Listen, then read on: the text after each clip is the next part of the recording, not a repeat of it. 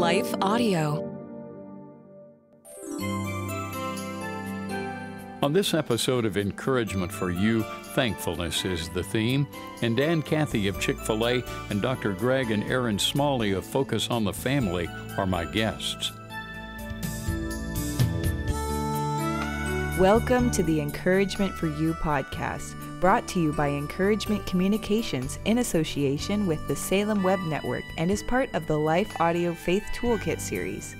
For more inspirational, faith-affirming podcasts, visit lifeaudio.com. In just a moment, your host, Don Hawkins, will introduce today's episode. First, a word from our sponsors. Insurance! Bundle insurance! With my car and home! Call my agent and save with insurance! Get a quote at AAA.com/insurance and save by bundling auto and home. Hey, BJ's Wholesale Club is having their Black Friday deals. Amazing savings right now, hon. You gonna get me that new laptop I've been asking for? Well, No, don't tell me. I want to be surprised. How about that smartwatch with all the features? Wait, forget I asked. Just go to BJ's. I don't want to know. New TV. Alrighty then. Stop! Are you trying to ruin my surprise? Save up to 50% during BJ's amazing Black Friday deals while supplies last. Thanksgiving Day through Cyber Monday. BJ's. Absurdly simple savings.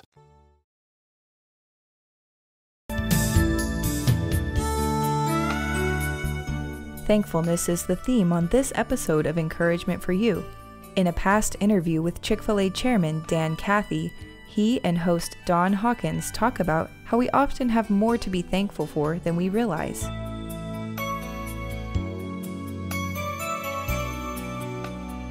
Dan is an individual I've gotten to know well, and he's quick to express his thankfulness for all God's blessing on his life.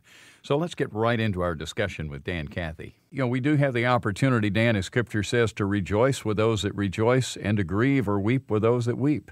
Yeah, and I think that's part of that compassion compartment that we've got to have. We've got to be willing to hurt with other people. One of the things I admired about my dad was as he's worked with young people and working with young 13, 14-year-old boys, and he was willing to hurt with them, to rejoice with them, but he was even willing to risk the fact that there was going to be a lot of disappointment for these young men. And, you know, for every success story that we've had of incredible people like the Jeff Manleys and the Woody Falks that he's worked with over the years, there's many other stories of young men who made terrible, bad choices, and you've invested so much time with these young men, and he's poured so much of his life into them to see the hurt and disappointment. But if you hang in there long enough, you know, there's another end of the story that oftentimes comes around even 15 or 20 years later when you see these men begin to kind of turn their lives around and realize how foolish some of their choices and decisions can be and how right the God's Word was really all along. Dan, I know that one of the things that you are probably most thankful for is growing up in a home where your mom and dad modeled those godly values. I know that's one of the things for which I'm most grateful. My dad, my mother both came to Christ just prior to my trusting Christ, and so as a young person, I had the privilege of growing up in a home where godly values were communicated to me in every way, from the time we spent around the table, the time we spent in the Bible, and even the time they took to discipline me. Yeah, absolutely. And, you know, today, of course, Don, as a business person, we deal in an environment with a workforce who did not have that kind of background. Yeah. And as a result, you know, we're putting up security cameras in our stores, and, you know, there's more theft that goes on from employee theft than there is even from customer theft and so forth that takes place. And I think it's because we've raised a generation and a workforce today who were not raised under that kind of value system. And even in college universities, Don, it's interesting to me that, you know, some of the most prestigious colleges in the nation now have ethics classes where they're actually having to teach, you know, students, very bright students in their 20s and 30s, you know, a value system that they should have learned in kindergarten and they should have learned at their home. Yeah, and I think that's one of the areas, Dan, that I know you have championed, is that the workplace is a place of ministry. Our world today still tends to want to split up even the Christian community, things into sacred and secular, and we think about ministry as being pastors and being missionaries and teaching in Christian colleges and so forth. Yet the reality is, if you're a manager of a Chick-fil-A store, if you are working in retail sales over Christmas, if you're working in a factory, you're the executive in the corporate environment, you certainly have a ministry for Christ, and I know you, Dan, see that as much a ministry as anything else. Well, we're to go, as we go, is what's said in Matthew chapter 28, the Great Commission, starting right in Jerusalem, right there in our own backyard. And, I'm really thankful that the Bible is so very practical for us and calls us to look what's in our hand. I had lunch with a gentleman who'd been unemployed for 2 years. In fact, as he's gone through training with some of the young guys in their 20s and 30s, he was talking about gratitude. He says, well, guys, you think you're thankful to have a job. He says, I've been unemployed for 2 or 3 years now, and here I am 60 years old. You're talking about being thankful to have a job. He says, I feel like a kid at Christmas time just to have a job. As we think about all the things to be thankful for in our country, so many of the listeners I know, do have jobs. Now, they may not be jobs that they are real excited about, but just the fact that they've even got a job is so much to be thankful for. I think of segments of our industry today that, this is a particularly tough time for them. But, the Bible teaches that in all circumstances, though, Don, even when we've lost a job or don't have a job, or maybe just like my friend just got a job, we're to be thankful at all times and all circumstances, based on the wonderful, promise of salvation they have, one wonderful promise that they will never escape God's presence. And as we wrap our mind about that concept that we can never escape God's presence, that He'll always be with us, I think that's the greatest sense of peace and joy that we'll ever have in life. And the Apostle Paul went through a great deal of adversity, and he put it as light, momentary affliction, which produces for us a far more exceeding and eternal weight of glory that will never be moved. And that, Dan, I know is the perspective you have. You've been through adversity in your life, and God has brought you through that. And your dad, in establishing Chick-fil-A, went through some hard times, and God brought him through those. And hard times are designed not to make us bitter, but to make us better. We'll be back with more after this brief word from our sponsors. Hey, Dr. Bill Sinyard here with Gospel Rant Podcast. I love children's Christmas pageants. I really do. But honestly, they're trying to tell a huge story on a very tiny stage. And with all of the anxieties and insecurities in the world today, we need to see the birth of Jesus on a very big, fresh stage. And that's what we're going to do for 6 podcasts beginning Saturday, November 19th, and going through Christmas Eve. We will take a provocative new look at Herod, the Magi, Mary, among others. Lots of fun. Remember, Gospel Rant on lifeaudio.com. Have a great Christmas. Take heart, child of God. Do you ever hear sayings make their way through the culture and the church that seem nice in theory, but are actually theologically problematic? My name is Shara Donahue, and I'm the host of The Bible Never Said That, a podcast where we examine these popular sayings under the lens of biblical truth. We cover sayings like, God won't give you more than you can handle, time heals all wounds, and follow your heart. We also spend time exploring how people use Bible verses out of context. If you want to grow in discernment and truth, join us and subscribe at lifeaudio.com. The holidays are often so busy and rushed. This can lead us to become overwhelmed and stressed, often bringing strain on our most precious relationships. Let's take a moment to slow down and be thankful with host Don Hawkins and Dr. Greg and Erin Smalley. And 2 people on the phone line with me provide a great deal of encouragement. Dr. Greg Smalley, Vice President for Family Issues at Focus on the Family. Erin Smalley, who is a therapist and counselor, both of them authors. Greg, Erin, great to have you guys. Hey, thank you so much. It's always good to be with you, Don. Yes, always a pleasure. You guys have a book called Reconnected, Moving from Roommates to Soulmates. And to what degree does it happen in Christian marriages that couples have this issue of kind of drifting off in their relationship to where instead of being soulmates, as perhaps they were when they were first married, they become just roommates? Greg, talk about that, if you will. Yeah, I think every one of us goes through this, so it's not uncommon. It doesn't mean we have, a bad marriage if we're feeling disconnected. As a matter of fact, King Solomon's bride, when she was his fiancée, really encouraged him to guard against the slow fade when she told him to guard the little foxes, these little foxes that can get into our vineyard of love and kind of destroy things. In what Erin and I have seen from couples, it's not the big things that typically destroy a marriage. It's just these little tiny foxes, these small things. We get busy. We invest in kids and friends and hobbies and church and work and all these other things, kind of thinking that we can just set our marriage on cruise control, on some sort of autopilot, send it down the road and hope that everything will be okay. And Erin, it seems like when we hit this particular season of the year, Thanksgiving to Christmas and all of the activities and the stresses and the responsibilities, it enhances that problem. Talk about how that happens in marriages. Stress and the holidays bring a lot of emotion and exhaustion, and it absolutely can impact the relationship. So it's those little foxes, again, that we've got to guard against, not only in our individual life, but in the relationship. Let's start with you, Greg. What are some of the specific things that you are especially thankful for? Yeah, typically Erin and I travel, teaching marriage events about 12 to 15 times a year, and so often we just are gone over weekends and through COVID and all the craziness of that. One of the things I'm just so thankful for is that we've been able to both be home. I've learned to cook in the last couple months. Yeah. I've really enjoyed that. And I noticed, Erin, that you mentioned when I asked, what are you preparing for Christmas dinner, that it's we and not you.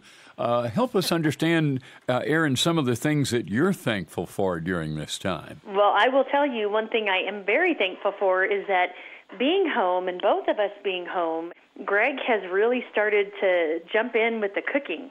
And so, yes, we are going to be preparing Christmas dinner and Thanksgiving dinner and all of that together because that's what we do now. And I'm so thankful for that. That's a great note there to recommend for families is working on projects together. And I'm looking forward to working with Cathy on that, and we'll have some family over. It's important to have some connection with family during this time, is it not, Greg? It really is. There's nothing can cause us just to feel better during this time of the year than with friends and family. I know for some that's really hard.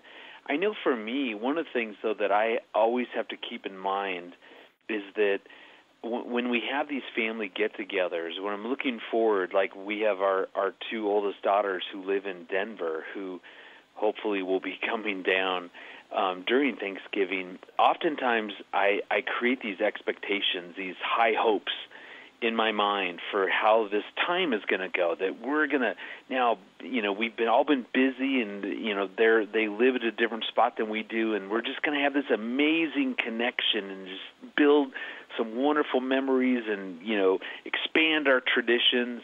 And often what happens is that I build up such high expectations that it usually is a letdown. I want to drop back just a step and talk a little bit about the purpose of the holidays. We have Thanksgiving, we have Christmas, and particularly during this time, from a biblical point of view.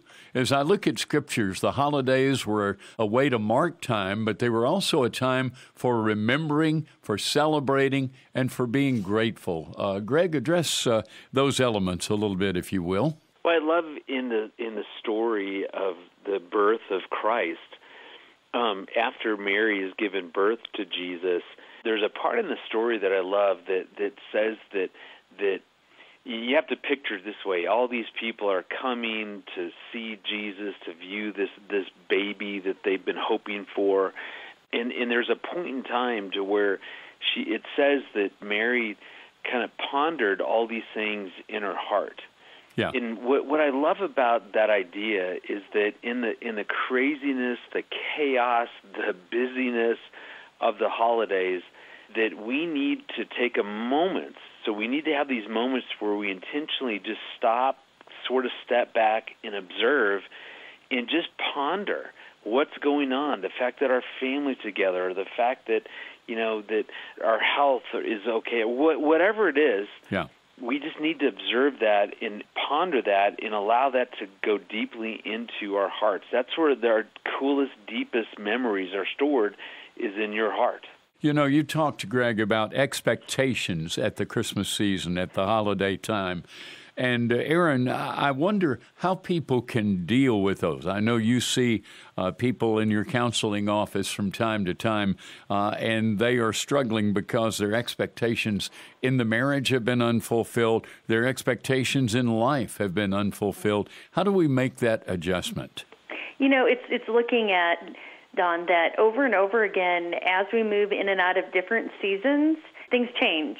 And so that's expectations have the opportunity to change. We have to be aware of what we're expecting first and foremost, but then put it out there to family members and to your spouse. Hey, what is realistic here as far as the holidays goes? What should I expect as far as when we're opening gifts, when we're going to church, when we're eating dinner together? And put that out there, especially if you have adult children, because often they've got minds of their own, as we're learning, and they have their own expectations. So if everyone can be honest about where they're at and what they're wanting, well, then work together and come up with something that works for everyone. And you're talking about grown children, and obviously schedules can be mixed and complicated. And but, Greg, there's technology that can let us connect up, whether it's our cell phones, whether it's FaceTime, whether it's Zoom. There are ways that we can utilize that to maybe fulfill those connections that need to be made.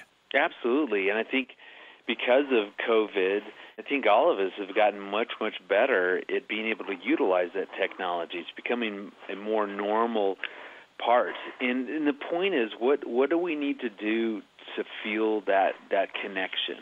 Because there's certain family members that I know that I'm not going to see over the holiday, and what is that going to look like just to call, to reach out, to encourage, just to have those conversations, to ask them how things are going, to ask them what are some of the losses that you've experienced, because within the crazy season that we all exist in, so many of us have gone through losses, big and small. Some have lost jobs and health issues. They've lost loved ones. They've lost independence.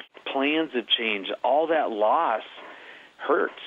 And to be able to keep talking about it. So that would be one thing that Erin and I would encourage you as you're with family or even over the phone, talk about what have those losses been like. There's something that connects us heart to heart, deep connection when we're vulnerable, when we talk about these deeper issues. So don't just keep the conversations at a surface level. I mean, to have small talk, that's great. But talk about how are you really doing? What are some of the losses that you've experienced? And watch how that kind of conversation will really connect you guys. And that can really open the door for genuine encouragement to take place, for us to come alongside to help. There's so many references, Erin, in Scripture to encourage one another, that we're to come alongside each other to help. The Holy Spirit is ultimately the encourager. Jesus said, the one like me. And Barnabas in the New Testament was a great example. And one of the things I like to encourage people to do is to look at people like Barnabas. Another individual found in 1 Timothy is Onesiphorus. A lot of people have never heard of him. Was a great encourager to the Apostle Paul, who probably had one of the most stress-filled lives of anybody. Erin, how can we look for specific ways to be of encouragement to family, to friends, and to others during this particular season? Well, I'm glad you didn't ask me to talk about Onesiphorus. Onesiphorus, yeah. How do you spell that, Erin? Yes. Yes. Tell me what your favorite thing is about him. Yeah, he was a frequent refreshment, Paul said. And when I think about that language that he used, that's the kind of thing I'd like to be. I'd like to be a frequent refreshment to people. And some people have what seems like the gift of discouragement, which is not a spiritual gift in the Bible, by the way. And yet some people practice it very well. But if we could turn that to encouragement, we've got about a minute or so before the break, Erin. What are some particular specific pointers for encouraging others? Yes, like you're saying, I want to be that as well.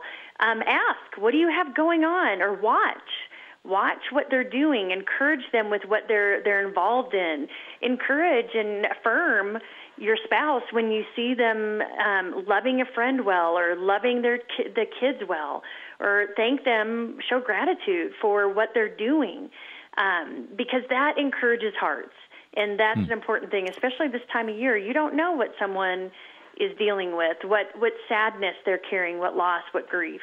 I want to go back to this subject of the stresses of the season, the challenges of 2020, and some ways that couples who feel disconnected like roommates can begin the process of reconnecting, Greg, and becoming soulmates.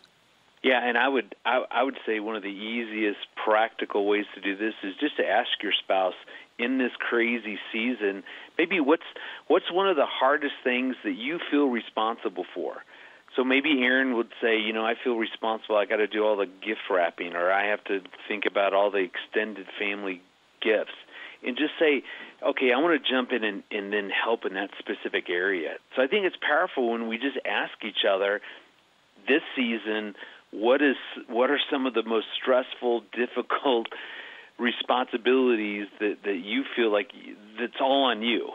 And just get them talking, and then talk about how could I jump in and share that load, and just watch how that connects you, because you guys then operate as a stronger team in the midst of doing that. I want to come back now to this subject of taking care of ourselves physically, emotionally, and spiritually. 1 Thessalonians 5:23, where Paul prayed that our whole being, spirit, soul, and body be preserved blameless.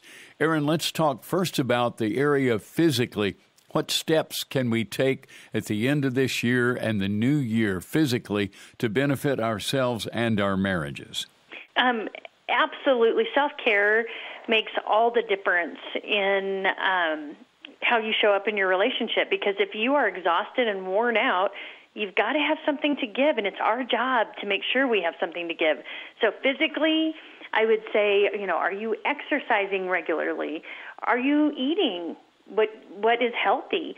And so the end of the year is always a great time for, resolutions and New Year resolution and on and on. Look at it from the place of, how am I doing? Just taking note and evaluating, is there one thing that I can do to increase my exercise or improve the way I'm eating? Not because it's this self-focused thing, but it's because I want to be able to show up for my family and my marriage.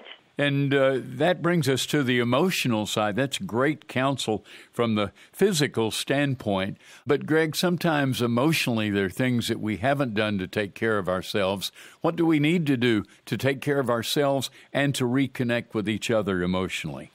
Well, I think it starts with just being more aware of how you're feeling.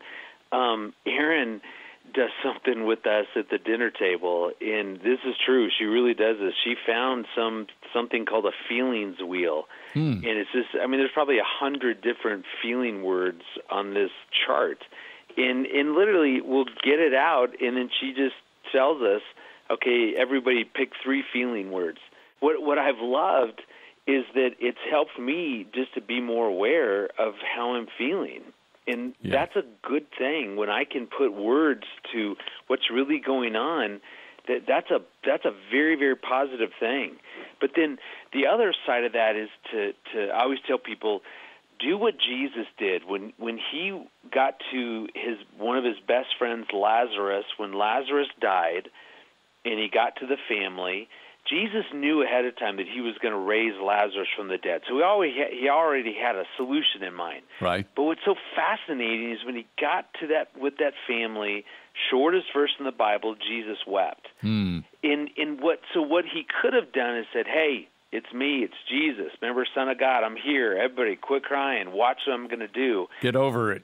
Right, but instead, he took a moment just to hurt with this family before he solved the problem. And I think, there's a great quote that says, people don't care what you know, or they don't care how you're going to solve something until they know that you care. Mm-hmm. And so when you're more aware of your own emotions, but then you focus on just caring when people are hurting, when they're stressed, that's when you just want to step into that place of, my goal is to care, like Jesus did, and just hurt with them. You don't have to solve anything. Just hurt with them. Yeah, what great words of advice when it comes to emotion, to demonstrate love. And as I recall in John 11, where Jesus wept, the next verse says the people around said, look how he loved them. He just had great love for Martha and for Mary and for Lazarus, the man he raised from the dead. And that brings us, Erin, to the spiritual dimension. Sometimes this is the neglected area, but it's all important, our growth in grace and knowledge of Christ, our relationship with the Lord. And we sometimes get so busy during this season of the year that we neglect it. What can we do to cultivate not only our spiritual life, but the lives spiritually of those others around us?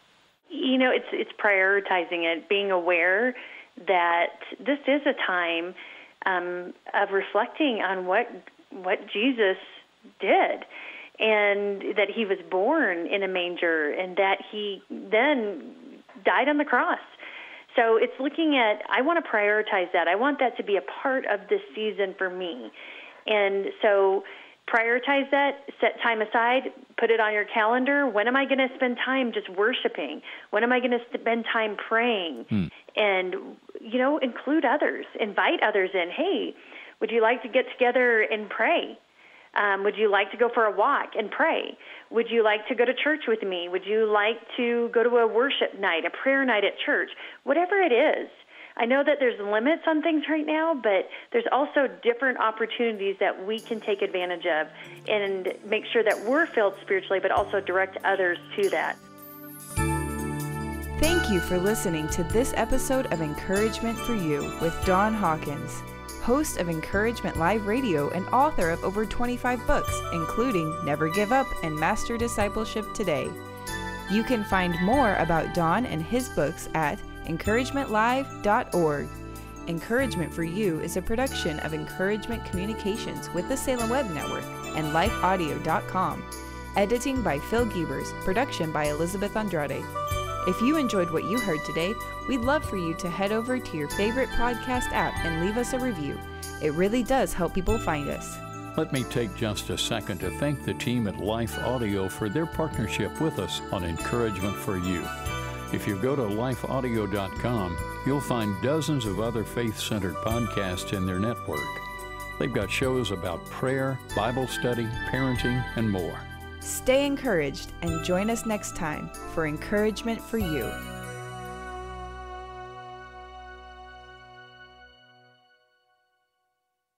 I'm Monica Schmelter, and on the Bridges podcast, we offer you hope for the journey. Whether you are in a season of waiting, navigating a busy career and family, or working through disappointment, the Bridges podcast provides truth and grace for everyday life. The podcast is Bridges with Monica Schmelter, and you can listen and subscribe at lifeaudio.com. Christians should be serious about our faith. But does that mean we need to be serious people all the time?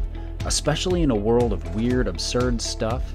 And even when Christian culture gets crazy? I'm Barnabas Piper of the Happy Rant podcast, where we cheerfully rant about pop culture, church culture, work, creativity, life, and just about everything. But we take Jesus seriously. Listen and subscribe at lifeaudio.com.